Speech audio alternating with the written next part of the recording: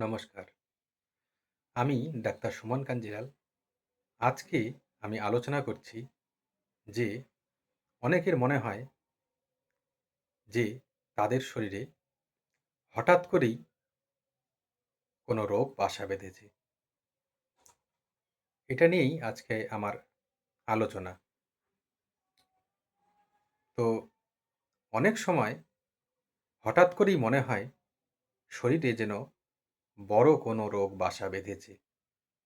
সামান্য ব্যথা, মাথা ঘোরা, বুক ধড়ফড়, হাত পা ঝিনঝিন করা বা অস্বস্তি এইসব উপসর্গগুলো তখন অস্বাভাবিক বড় বলে মনে হয়।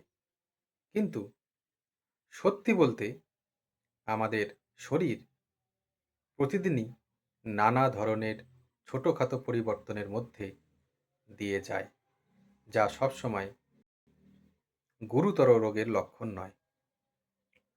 অধিকাংশ ক্ষেত্রে এই ধরনের অনুভূতির পেছনে থাকে মানসিক চাপ, উদ্বেগ, অনিয়মিত জীবনযাপন, ঘুমের অভাব বা খাদ্যাভ্যাসের সমস্যা। যখন কেউ নিজের শরীর নিয়ে অতিরিক্ত চিন্তা করতে শুরু করে, তখন সেই চিন্তাই ধীরে ধীরে ভয়ের রূপ নেয় এবং শরীরের প্রতিটি ছোট সংকেতকে বড় বিপদের ইঙ্গিত বলে মনে হয়। এই অবস্থাকে অনেক সময় স্বাস্থ্য উদ্বেগ বলা হয়, যেখানে মানুষ বাস্তবের চেয়ে কল্পনার উপর বেশি নির্ভর করতে থাকে। ফলে ভয় এবং উপসর্গ একে অপরকে বাড়িয়ে তোলে। এই পরিস্থিতিতে সবচেয়ে গুরুত্বপূর্ণ হলো শান্ত থাকা এবং যুক্তি দিয়ে বিষয়টি ভাবা। যদি কোনো উপসর্গ দীর্ঘদিন ধরে থাকে,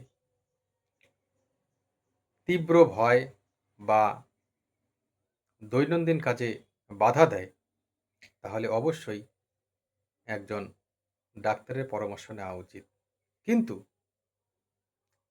প্রতিটি ছোট সমস্যাকে বড় রোগ ভেবে আতঙ্কিত হওয়া একেবারেই উচিত নয়। নিয়মিত জীবনযাপন এই সমস্যার বড় সমাধান। পর্যাপ্ত ঘুম, সুষম খাদ্য, নিয়মিত ব্যায়াম এবং পর্যাপ্ত জল পান শরীরকে সুস্থ রাখতে সাহায্য করে। পাশাপাশি মানসিক স্বাস্থ্যের দিকেও নজর দেওয়া জরুরি। ধ্যান, প্রার্থনা বা গভীর শ্বাস-প্রশ্বাসের অভ্যাস মনকে শান্ত রাখে এবং উদ্বেগ কমায়। পরিবার ও বন্ধুদের সঙ্গে কথা বলা মানসিক চাপ কমাতে সাহায্য করে। অনেক সময় আমরা ইন্টারনেটে বিভিন্ন রোগের লক্ষণ পড়ে নিজেকে সেই রোগে আক্রান্ত মনে করি, যা ভয়ের মাত্রা আরও বাড়িয়ে দেয়। তাই অপ্রয়োজনীয় তথ্য থেকে দূরে থাকা ভালো। নিজের শরীরকে ভালোবাসা এবং তার প্রতি আস্থা রাখা অত্যন্ত জরুরি। শরীর মাঝে মাঝে ছোট সংকেত দেয়, যাতে আমরা সচেতন হই। কিন্তু সেই সংকেতকে আতঙ্কের কারণ বানানো ঠিক নয়। নিজের উপর বিশ্বাস রাখুন এবং ইতিবাচক চিন্তা করুন। তবেই দেখবেন এসব ভয় থেকে আপনি দূরে থাকতে পারবেন এবং সুস্থভাবে জীবনযাপন করতে পারবেন। আজ এই পর্যন্তই। নমস্কার।